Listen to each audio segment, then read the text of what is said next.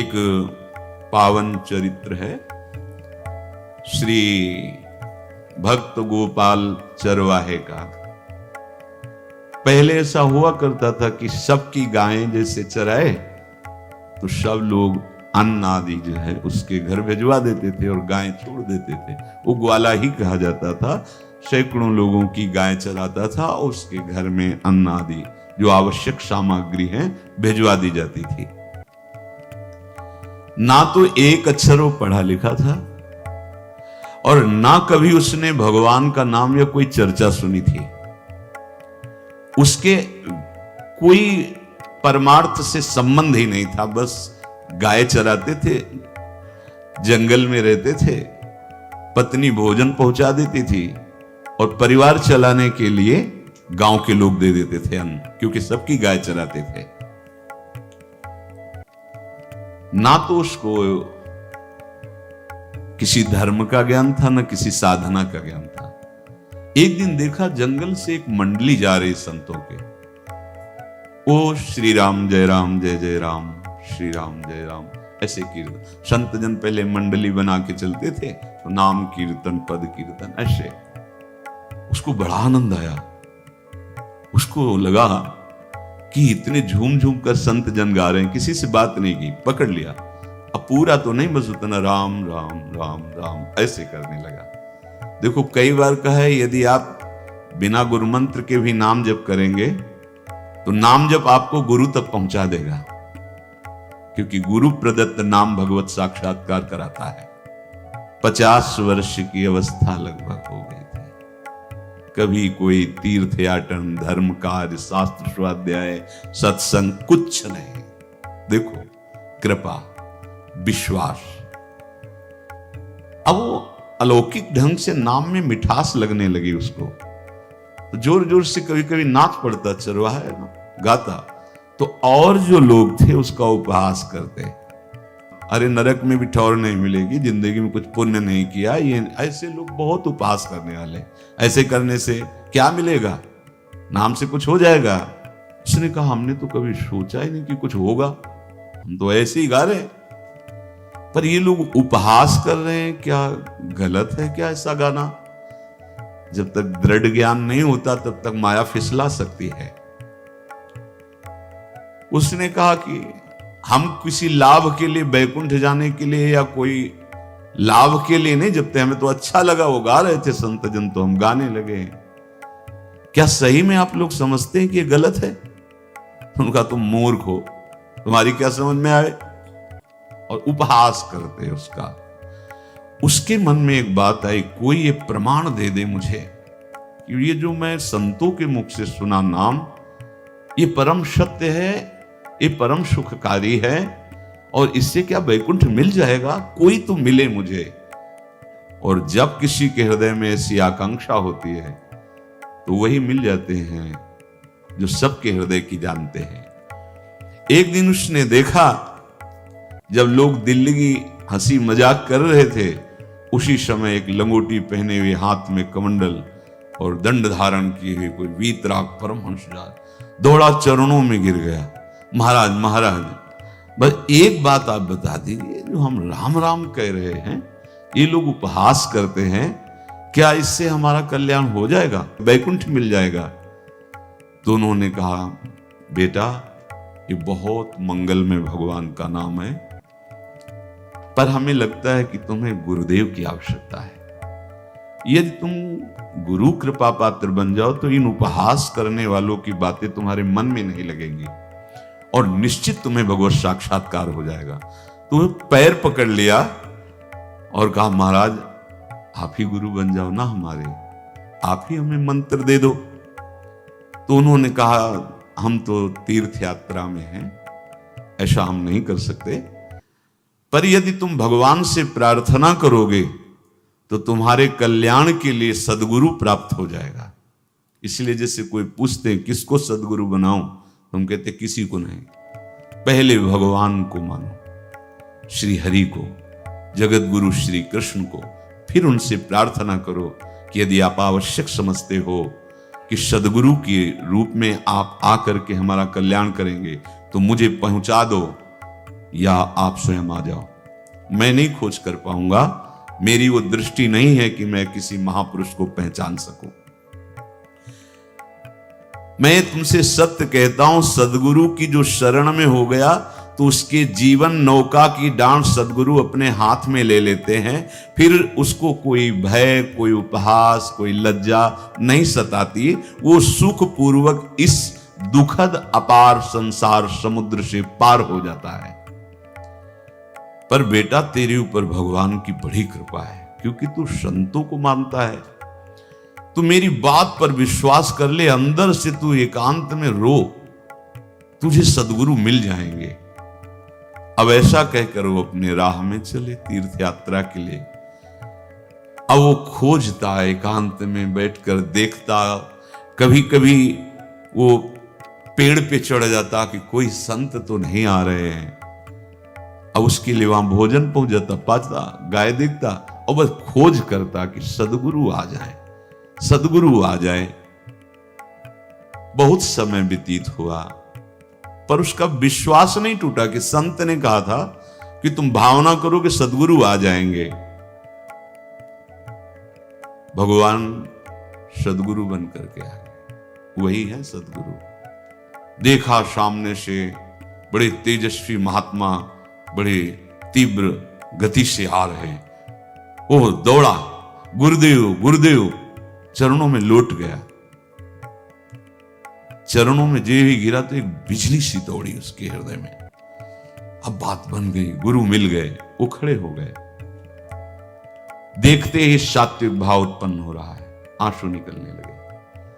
देखते ही मन में आया कि जो संत कह रहे थे सदगुरु मिल जाएंगे, यही हमारे सदगुरु हैं।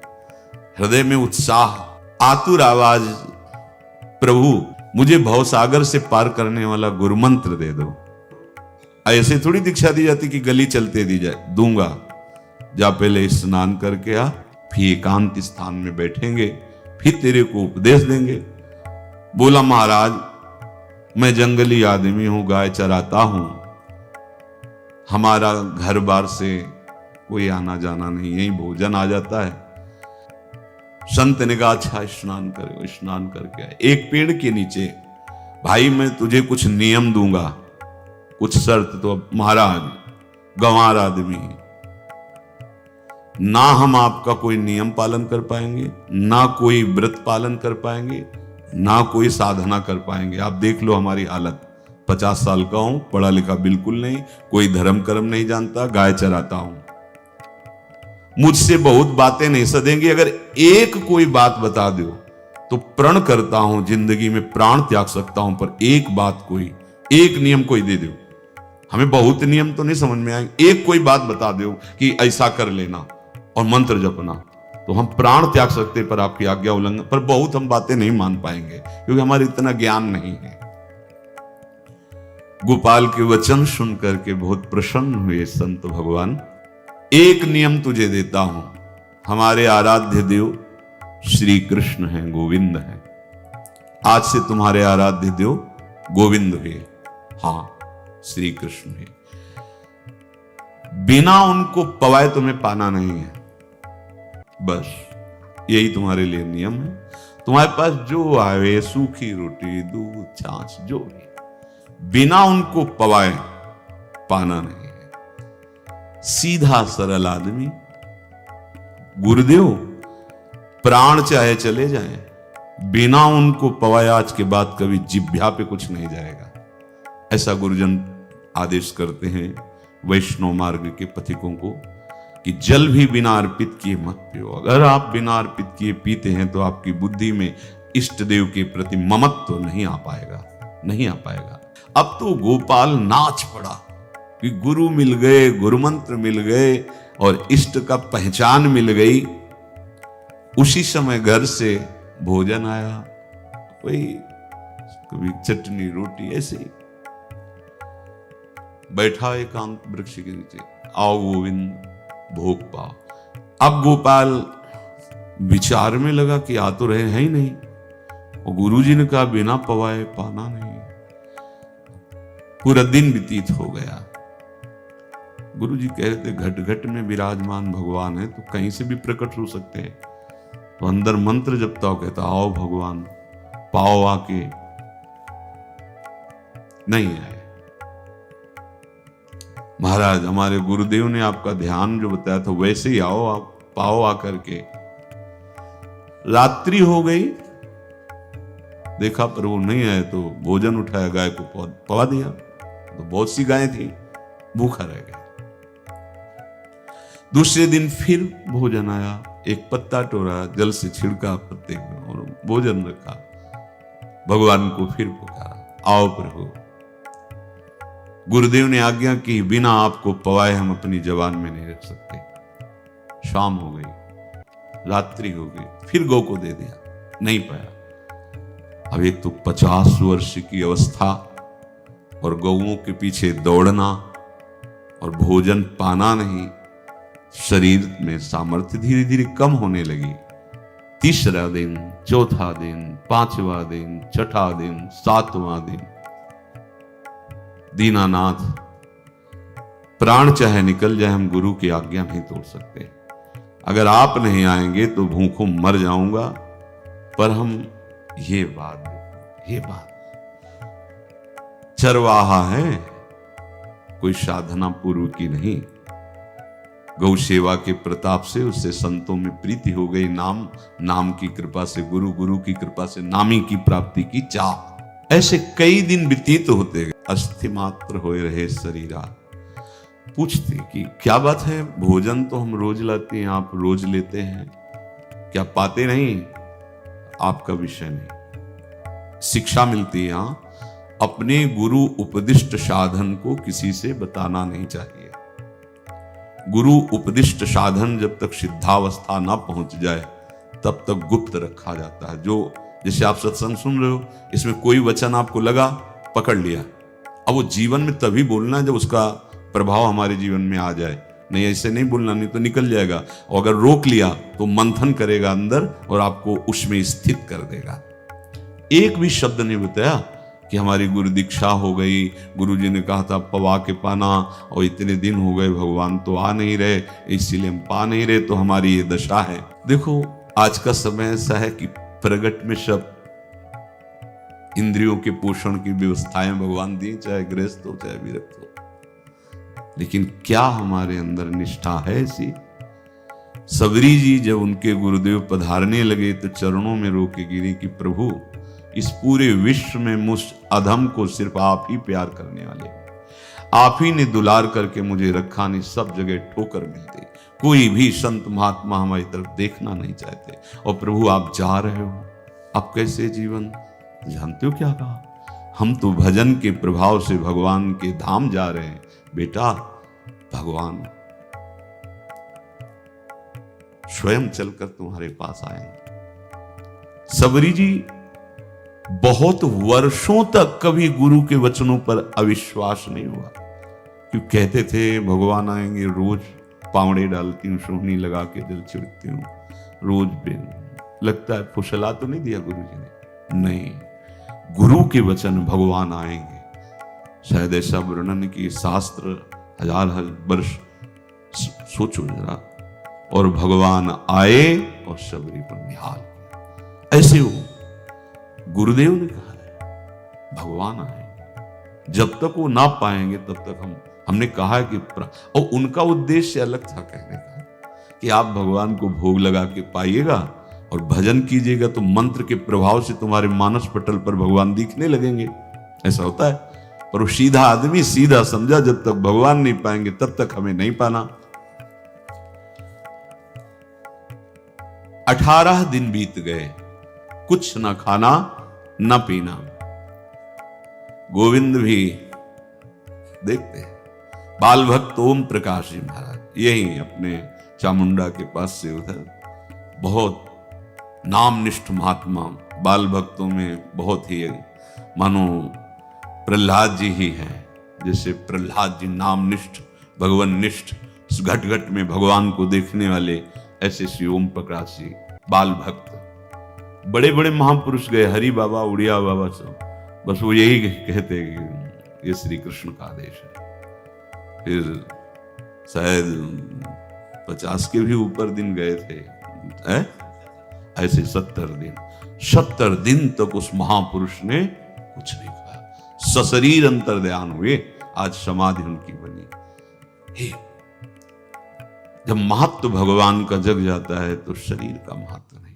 अच्छा, प्राणनाथ जब प्राणों का पोषण कर रहे हैं तो अन्न में भी तो प्राणनाथ की ही दी हुई शक्ति है, तो बिना अन्न के भी उनका पोषण हो रहा है। पर ये भागवती का आदेश से, मनमानी करने से नहीं। मनमानी करने में फिर मार्ग रुक जाएगा। भगवान आदेश करते हैं अपनी वाणी से, युक्ताहार विहार से, उचित आहार विहार, वो तो भगवद आदेश होता है। 18 दिन बीत गए। 19वें दिन जब भोजन आया, पेट की आंतें सब सिकुड़ गई थी। वैसे ही 50 वर्ष के थे, आंखें धस गई थी, उठने की ताकत नहीं। पत्नी ने फिर कहा कि आप कुछ तो बताइए कि क्या आपको कोई रोग हो रहा है? आप भोजन नहीं पा रहे? मैं रुक जाऊं यहीं आपकी सेवा के लिए, या आप घर चलिए? कोई उत्तर नहीं। आप जाइए, हम ठीक हैं। ऐसा फिर धीरे से पत्ता लाए, छिड़का भगवान आओ पाओ आकर के। शाम हो गई, फिर गाय को दे दिया। विचार कर लिया कि अब मरना ही है। मुझ जैसे अधम के पास भगवान तो आएंगे नहीं, वो तो भगवान है। पर मैं अपने गुरु के वचन नहीं तोड़ सकता, मर चाहे जाऊं। 27 दिन व्यतीत हो गए, एक कवल भी अन्न नहीं पाया। न चलने की शक्ति थी, न पत्ता लाने की शक्ति थी, न जल छिड़कने की शक्ति थी। जिस पात्र में भोजन लाई थी, लेटे ही लेटे खोला और कहा, प्रभु मुझे पता है आप इस शरीर से नहीं मिलोगे, और आप जान लो मैं अपने गुरु की आज्ञा का उल्लंघन नहीं करूं। ये मतलब जितने महान हुए हैं सब निष्ठाओं में निष्ठावान हुए हैं। अपने लोग फिसड्डी हैं, जरा सा कोई दुख, जरा सा कोई सुख, फिसल जाते हैं। प्राण अनंत जन्मों की बिगड़ी 27 दिन क्या होते हैं? क्या होते 27 दिन? अनंत जन्मों का जमा कूड़ा करकट भगवान साफ कर रहे हैं। ये जो तन्मयता, गुरु निष्ठा, जो प्राण भूख से व्याकुल, सब भस्म हो रहे हैं पाप अनंत जन्मों के। अनंत जन्मों, जैसे हम सोचे कि भगवान इतने निर्दयी कैसे? नहीं निर्दयी, आत्मा को कुछ फर्क नहीं पड़ता।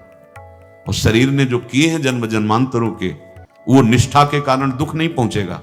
निष्ठावान को दुख नहीं पहुंचता, वो आपको दिखाई देगा दूर से, उसको दुख नहीं पहुंचता, क्योंकि निष्ठा का कवच है, वो कभी कोई भेद नहीं सकता।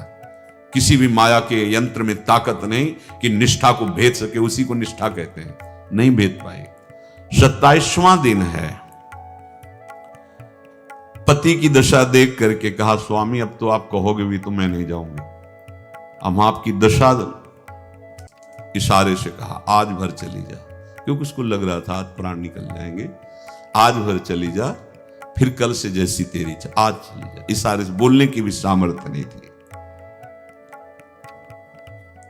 गोपाल के आंसुओं की धारा चल रही, पड़े पड़े धीरे से खोला जो भोग है, और अंतस्थल, आज बोल भी नहीं पा रहे, अंतस्थल से कह रहे, प्रभु अब चाहे आके पालो या लिवा जाके पवा देना, देख लो आप, आखिरी है, आके पालो या लिवा जाना और अपने यहां पवाना, क्योंकि हमारे यहां तो पाए नहीं आप। बड़े प्रेम से अंदर से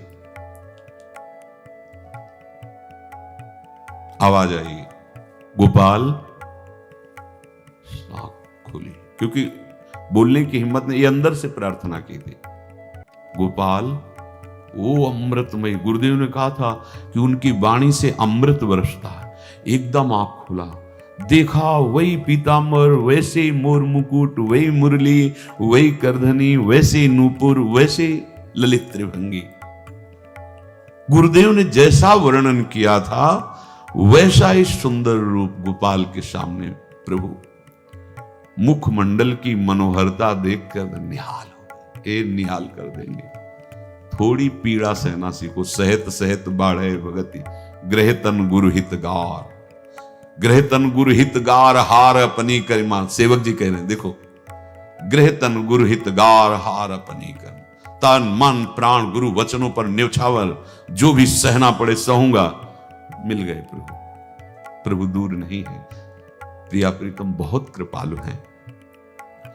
मानो करोड़ करोड़ काम की सौंदर्यता को हे करते हुए प्रभु के लावण्य का प्रकाश हो रहा है। मनहारिणी मुरली जैसे कहा था अधरों में वैसे अधरों में विराजमान। अच्छा, खास बात ये, ना कोई गाय देख पा रहे, नहीं कोई और चरवाहा देख पा रहा है। ये भगवान को, जैसे इस सभा में किसी से बात करें भगवान, किसी से मिले तो पास बैठा व्यक्ति भी नहीं देख पाएगा, ना जान पाएगा, क्योंकि प्राकृतिक इंद्रियां, प्राकृतिक शरीर, और वो चिदानंद में, वो तो जिसको दर्शन देंगे तो पहले दृष्टि प्रदान करते हैं। भगवान जिससे मिलते हैं पहले दृष्टि प्रदान करते हैं, तो गुरु रूप से दृष्टि प्रदान। ये जो अंतर में पुकारा ना, वो अंतर दृष्टि खुल गई, सामने देखा। इतना सुंदर विश्व मोहिनी भगवान श्री हरि का ललित त्रिभंगी रूप कि गोपाल की आंखें नहीं टिकी। इतना सुंदर रूप, आंखें भगवान के तेज के आगे बंद हो गई। जो भी बंद हुई तो देखा मानस पटल पर वैसे ही ललित त्रिभंगी। फिर खोला, देखा सामने भगवान मुस्कुराए, सामर्थ्य प्रदान की। देखो अर्जुन के साथ ही तो खेलते हैं भगवान सखा भाव से, रथाक रहे हैं, लेकिन भगवान का विराट स्वरूप देखने की सामर्थ्य अर्जुन में थी क्या? दिव्य दृष्टि प्रदान की। फिर भी कांप रहे थे अर्जुन जी भगवान की दिव्य दृष्टि संपन्न नेत्रों से उस विराट महिमा को देखकर कांप रहे थे अर्जुन। ये तो माधुर्य रूप प्रभु का है। उसने मानो इशारा किया प्रभु को कि हमारी सामर्थ्य में मैं शकील कर आ जाऊं, नजदीक आप आ जाओ। आ गए, अपना माथा प्रभु के चरणों में रखा, आंसुओं से भगवान के चरणों का प्रक्षालन कर रहा।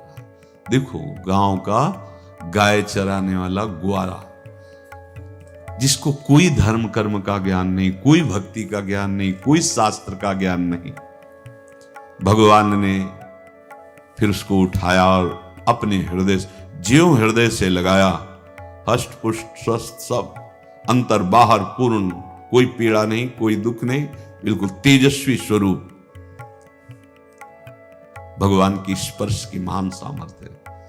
बाली ने बहुत मारा ना सुग्रीव को, तो कर पर शाह सुग्रीव शरीरा, जे इस पर सारी पीड़ा गई। भगवान अमृत सावी है, भगवान दिव्य चिदानंद भाव देने वाले हैं। अब तो सुरमुनि वांछित प्रभु की छाती से लपटा हुआ है। ये ऐसा ना सोचो कि कहानियां हैं, ऐसा ये सत्य विषय आप भी प्राप्त कर सकते हैं। इसी के लिए रोज सत्संग होता है। जब वो भगवान से लिपट कर छाती में अश्रु की बूंदे, तो भगवान ये था माम प्रपद्यन्ते, भगवान की अश्रु बूंदों से गोपाल का अभिषेक हो रहा है, मानो सुदामा मिलन हो रहा है। जैसे भगवान को दैन्य बहुत प्रिय है। तभी भाई जी महाराज कहते हैं पद में कि बुद्धिहीन बना दो हे भगवान, हमें बुद्धिहीन बना दो। ये जो बहुत बुद्धि चलती है ना, इसके लिए दौड़ भाग है। नहीं, सीधे प्रभु हमारे हैं, हम प्रभु के हैं। नाम जप आश्रय भगवत प्राप्ति निश्चित। भगवान बोले, प्यारे गोपाल अब तो रो मत, देख मैं तेरे प्रेम में पगी हुई ये जो सूखी रोटियां हैं अभी पाता हूं। वो भगवान बैठ गए और उसके घर की जो रोटी थी उसे, देखो मुझे त्रिभुवन का कोई भी भोग प्रसन्न नहीं कर सकता गोपाल, मुझे त्रिभुवन का कोई भोग प्रसन्न नहीं कर सकता। इस बात को समझो। जिनको ये भ्रम हो कि हम अधर्म से कमा के 56 भोग लगा के प्रभु को प्रसन्न कर लेंगे, तो ये बात सुनो। कह रहे मुझे त्रिभुवन का कोई भोग प्रसन्न नहीं कर सकता, मैं ऐसे ही अन्न की चाह रखता हूं।